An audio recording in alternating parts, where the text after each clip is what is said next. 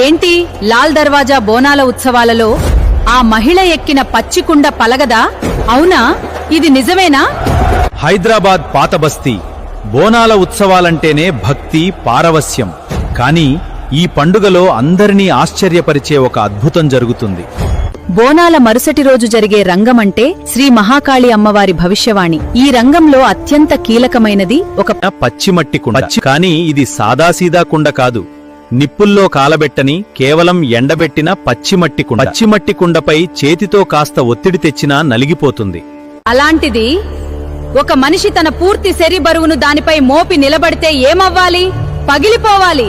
కాని ఆ కుండ పిసరు కూడా నలగదు, పగలదు. ఆ పచ్చికుండని తయారు చేసే మల్లేష్ గారు కూడా ఎంతో నిష్ఠతో ఇంట్లో అమ్మవారిని పూజించిన తర్వాత కుండని తయారు చేసి ఆ పచ్చికుండని వాళ్ల పూజ రూంలో పెడతారు.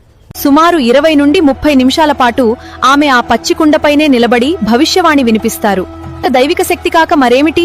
రంగం సమయంలో ఆలయ పండితులు, తల్లి, ఈ ఏడాది వర్షాలు బాగా కురుస్తాయా? కురుస్తాయి. ఈ ఏడాది వర్షాలు మెండుగా కురుస్తాయి. చూస్తాను, మీని నేను కంటికి రెప్పలా కాపాడుతాను అని అమ్మవారు పూనుకున్న ఆమె సమాధానం చెబుతుంది పూజారి అడిగిన ప్రశ్నలకు. భవిష్యవాణి పూర్తి కాగానే కుండ పలికిపోతుంది. ఆ తర్వాత భక్తులు ఈ ముక్కలను ప్రసాదంగా స్వీకరిస్తారు. మిగిలిన